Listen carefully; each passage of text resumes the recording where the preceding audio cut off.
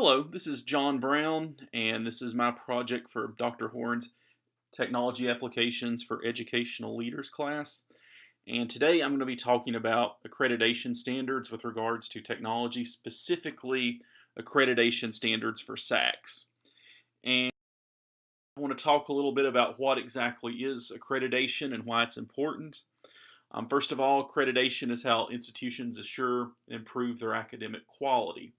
So, in other words, how do you know that a degree you're earning from a college is valid or useful? Well, one way we do this is if the institution offering the degree is accredited with proper authorities. Accreditation is also non-governmental and voluntary for colleges and universities. You are not required to receive accreditation legally. You need it though if you want to get certain federal funds like student loans and things like that. And definitely it is a selling point for your college or university if you're accredited, because it gives your degree some credibility and some added value. Accreditation is based on peer review and involves outsiders and insiders who review all aspects of the operation. So it is done by people within higher education, as well as by some without it. It's done by people working in the institution itself being accredited, as well as people working in institutions that are outside of it. And it also assures quality for institutions who receive accreditation. So again, how can we be confident that your degree is worth something? Well, again, if it comes from an accredited college or university, then it's going to have more value than if it doesn't. And in fact, many places, if they require a degree as a condition for employment, will require that it be from an accredited institution. So why is it important to higher education? Well, we've kind of already discussed this a little, but it assures quality for all stakeholders, serving both the institution and the public. So a graduate from accredited institution, has some confidence that their degree has some value. Additionally, employers can look at a degree from accredited institution and be somewhat confident that the applicant has demonstrated some skill and some knowledge and some commitment in order to receive that degree. It's a good selling point for students. Again, many federal funds require accreditation in order to be granted, but also a student who knows what they're doing and is knowledgeable is probably going to prefer to have their degree come from an accredited institution or program rather than simply from a diploma mill or something like that. And it's also preferable to government mandates. So self-regulation is usually better than government regulation. We've seen in the K through 12 system the No Child Left Behind and the effect that that's had. Certainly, I think most colleges and universities would want to avoid that at their level. So accreditation is one way in which the government can be. And what is SACS? Well, SACS stands for the Southern Association of Colleges and Schools. It was founded in 1895 in Atlanta, and it is a regional accreditation agency which serves the 11 southern states as well as parts of Latin America. The wing of SACS, which deals with colleges and universities, is called the Commission on Colleges, and it was founded in 1912, and it oversees accreditation of institutions granting associate, bachelor's, master's, and doctoral degrees. And the main source of standards, main resource for standards related to accreditation, comes from this manual. It's called the Resource Manual for the Principles of Accreditation, Foundations for Quality Enhancement, which was published in 2012. And this booklet lays out SACS' standards for accreditation for colleges and universities, and is a very useful resource if you're trying to find out what SACS is looking for when they accredit universities. And what specifically does SACS say about technology use? Well, in section 3412 of their manual, it lays out this mandate.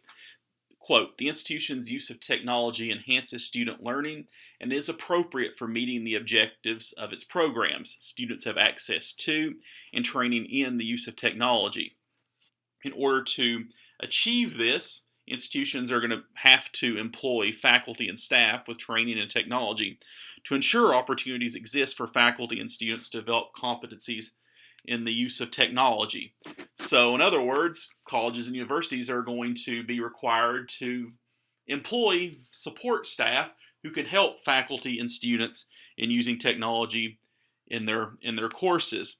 Additionally, as we've talked about in class, technology that's used must be shown to actually enhance student learning. So simply using technology in a class is not enough. It has to be shown to be used effectively, and it has to be demonstrated that it actually enhances student learning and improves what students are learning. In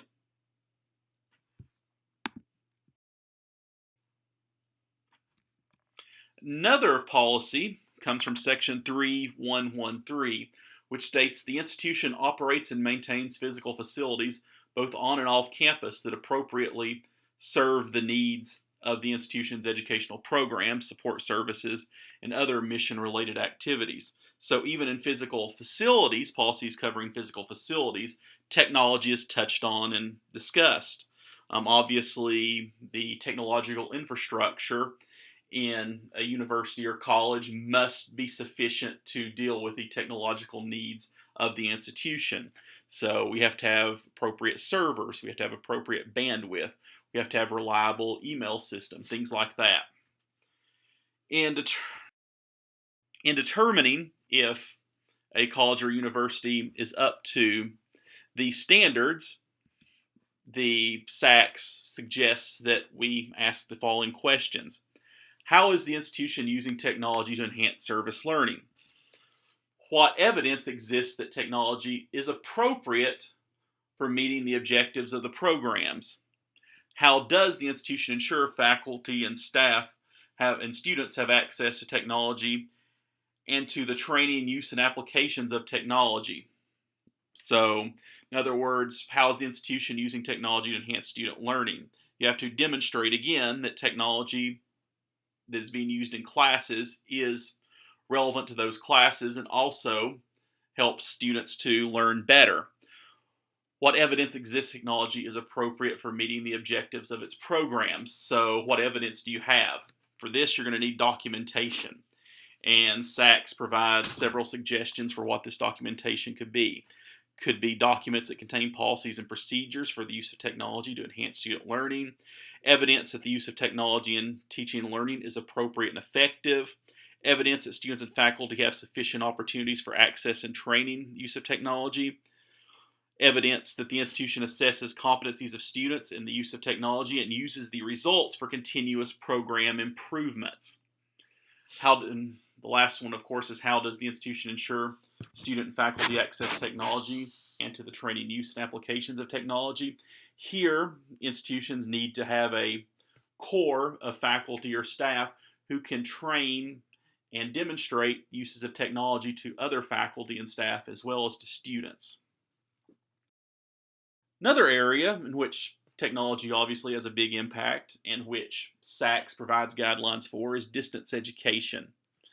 Institutions offering significant distance education should reflect it in their mission. Of course, distance education, there's still quite a bit in the policies about correspondence classes, which may probably still exist in some places, but I think have largely at this point been supplanted by online classes. Of course, this could also include video conferencing and things like that. For example, at Roane State, we have what we call the Idea Room, which is like teleconferencing across 8 campuses. Institutions, though, that offer significant distance education should reflect it in their mission.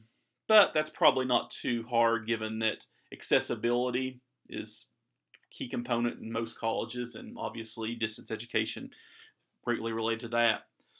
Distance education should be comparable to campus-based programs and courses. In other words, it should not be more hard or easier. Probably they're more concerned about the ease. It should be, if you get a degree through a distance education program, it should be the same as a degree from a campus-based one. Faculty assumes responsibility for and exercises oversight, and support services are available to students. So in other words, faculty are responsible for this, and there is support services available to students, which would be comparable to those in campus-based classes. Faculty must be qualified to develop, design, and teach distance courses. Students also are required to have access to library, learning resources, and necessary facilities for the courses, which is why most libraries now are largely online, and you can find the books you need online, the journal articles you need, and you can even chat with librarians who will direct you where you need to go. Students also have access to the same services they would on campus, advising, assistance, things like that. And the institution is required to provide adequate funding for distance education. So SACS provides some, I would say, vague yet specific guidelines for technology use in classrooms and for institutions that are accredited. I can certainly see how my institution here at Roane State is meeting these requirements through things like CTAT, the Center for Teaching Arts and Technology, which we have here, as well as through sort of oversight on web classes and things like that. Just want to point out my resources I used here. If you're interested, you can find the resource manual for the principles of accreditations at this URL. Also, I have a link here to SACS's website and SACS's Commission on Colleges website. Appreciate you taking the time to listen to this, and I hope you have a great day.